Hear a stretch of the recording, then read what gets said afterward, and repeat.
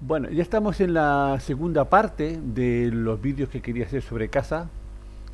Los que queráis ver la primera parte, os voy a dejar el enlace abajo en los comentarios. En ella ya os hablaba de la enorme daño que desde la aparición del hombre se ha hecho a la naturaleza, las grandes extinciones. La naturaleza siempre tiende a la macrofauna, y una vez que desaparecieron los dinosaurios al final del Cretácico, hace 65 millones de años, esa macrofauna, esa fauna enorme, fue sustituida por también mamíferos de tamaño también muy grande. Mamíferos que se encargó de la humanidad, del hombre, el Homo sapiens, se encargó de eliminarlos y nos ha privado de ellos, ¿no? O sea, algunas excepciones que nos quedan por ahí, las ballenas y cosas por el estilo. De eso hablo, de la gran extensión del Holoceno, hablo en el primer capítulo, y nos habíamos quedado aquí, en esta parte, en esta segunda época, que es cuando aparece la agricultura y la ganadería. Aquí hay un cambio que me parece interesante hablar antes de pasar a más vídeos, y es cómo aparece la agricultura y la ganadería. ¿Cómo aparece? ¿No? Hay gente que piensa que eso es a alguien que se le ocurrió la idea, una idea genial, vamos a ser agricultores y ganaderos, vamos a ser sedentarios, vamos a formar ciudades, vamos a crear la civilización. De luego fue un salto importante, ¿no? Pero que no fue un salto importante que vino porque a alguien se le ocurrió la idea, sino vino forzado por las circunstancias. Y esas circunstancias fueron precisamente la extinción que provocaron los cazadores. Los cazadores llegan un momento en que se lo cargan todo, no hay nada, llegan cuando se van al campo a cazar, se encuentran que han acabado con todo, que no hay nada que cazar, ¿no? Y empiezan a pasar hambre.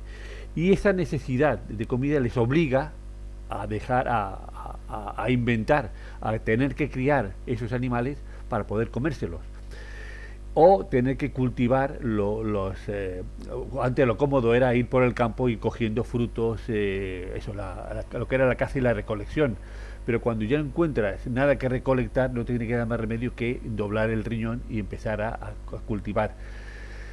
Eso explica, fijaos que es que no es bueno. No eso explica, por ejemplo, que se tarde 8.000 años, desde que se inventa la agricultura hace 11.000 años en Oriente Medio, por ejemplo, hasta que llega a España hace unos 2.000 años, son 9.000 años.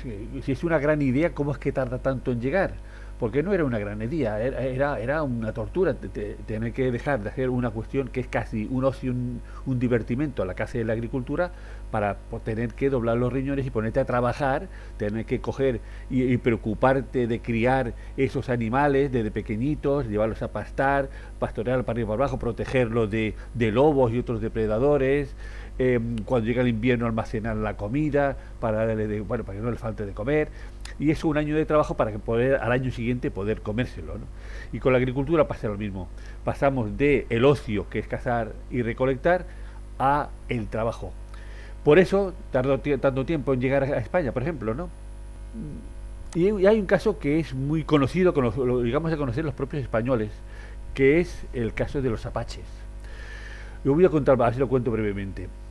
Eh, Sobre la mitad del siglo XVIII, a Carlos III se le ocurre seguir avanzando en la conquista de América y le encarga a Fray Junípero Serra lo que es la conquista de lo que ahora es California. Y ahí se pone, como veis, a poner una serie de misiones. Las misiones eran unos recintos donde había una iglesia y una serie de casitas donde se le enseñaba a los indígenas, a los indios en este caso, a la agricultura y la ganadería, que era lo más avanzado que conocían los españoles en aquella época, ¿no? A ser agricultores y ganaderos. Y así consiguen que muchos indios de la zona, por ejemplo los indios Zuñi, se dediquen a ese trabajo. Pero aparecen por allí unos indios un poco raros, que eran los apaches, muy agresivos, y los españoles le preguntan, ¿estos quién son? Y los Zuñi dicen, estos son apaches. Apache significa enemigos. Por ejemplo, porque el nombre auténtico de los apaches no era apache, eran los diné. Los diné significa el pueblo. Los diné, o si queremos los apaches, es un pueblo originario del sur de Canadá, de la parte de la frontera, que era un pueblo nómada que iba siempre detrás de los bisontes se disfrazaba, cogían la piel de bisonte, se disfrazaban de bisonte, iban andando porque no había caballos en América, y se acercaban y los cazaban, cazaban el bisonte, y luego cuando el bisonte inmigraba en invierno, en verano se iba hacia el norte, ellos cogían sus tipis y demás, cogían sus bártulos y seguían siempre a los bisontes hacia el norte. Y luego cuando llegaba el invierno, migraban hacia el sur. Los sacerdotes españoles que intentaban enseñarle la agricultura y la ganadería a estos indios zapaches decían, bueno, ¿qué quieres? ¿Que me ponga yo a cultivar, a trabajar para comer el año que viene? No, si quiero comer hoy, mato un bisonte y me lo como hoy.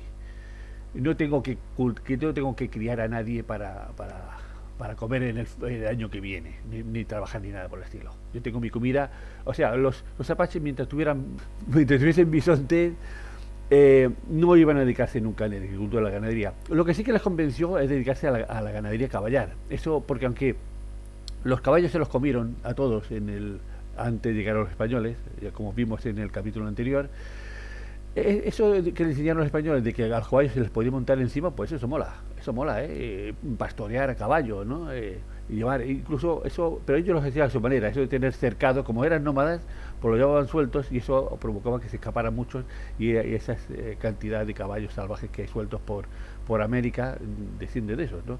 Y luego cuanto más adelante llegaron ya sabemos, los vaqueros, se encontraron ya con los apaches con caballo, que es lo que hemos visto siempre en las películas.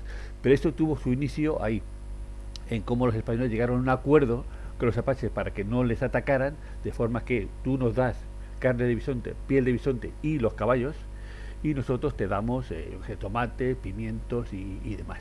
Y así consiguieron una especie de convenio, de arreglo de paz entre aquello que era la España americana, y los apaches. Y seguimos.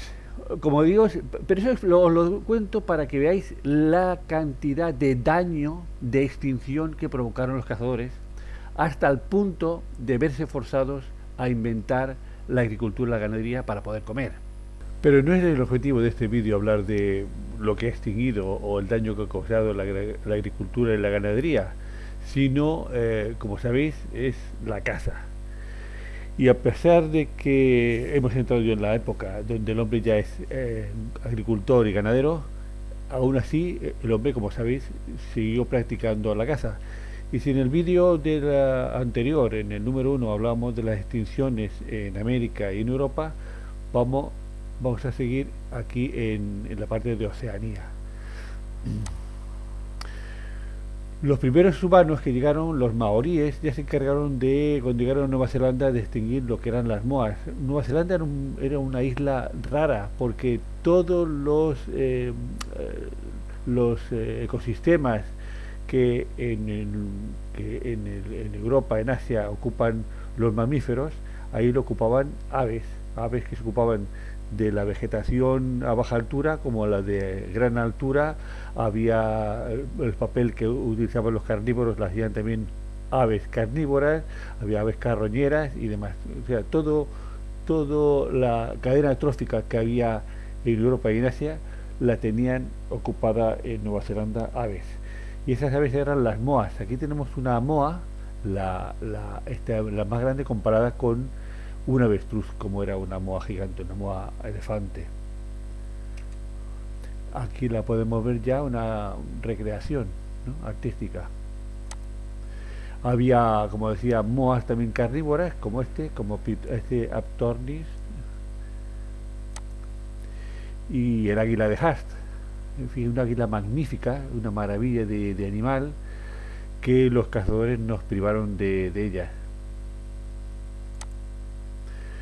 Y no solo los maoríes, sino también los europeos, cuando llegaron, se dedicaron a exterminar todo lo que hay. Fíjate, en Oceanía se estima que hay alrededor de unas 2000 especies de aves que se han extinguido. Ahí tenemos una muestra de algunas de ellas con las fechas más o menos en que se vieron las últimas, como esta de 1898, esta de 1894, etcétera, etcétera. 2000 especies de aves que se cargaron los cazadores, tanto los maoríes como los europeos que llegaron más tarde. También en Madagascar, no vamos a poner, porque fíjate, es imposible encontrar todas las aves y todos los animales que han desaparecido. Esto es solo una muestra, tanto lo hicimos en el vídeo primero como en este vídeo segundo. Son pequeñas muestras para que veamos el destrozo que han hecho los cazadores. En Madagascar también había aves de gran tamaño. ¿eh? Aquí tenemos un ave también parecido al avestruz de Madagascar comparado con el avestruz, y aquí abajo vemos su huevo comparado con un huevo de gallina. ¿eh? También había una especie de koalas, unos koalas gigantes, o este otro koala gigante, también ahí en Madagascar, también desaparecido. Y también había primates, otros primates, aparte de los que ya hay, que han ido desapareciendo. También en las islas del Índico, el conocido dodo, ese es quizás el símbolo de los animales extintos, que se encargaron de hacerlo los europeos, que llegaron allí, eran aves muy fáciles de cazar, generalmente piratas y cualquier tipo de navegantes se dedicaron de alimentarse con ese tipo de aves, o este ibis de la isla Reunión. Hasta aquí este vídeo dedicado a la caza en esta época en que el hombre empezó a hacer agricultura y ganadero, hasta que va a entrar en la era industrial, desde hace 11.000 años hasta el siglo XVIII.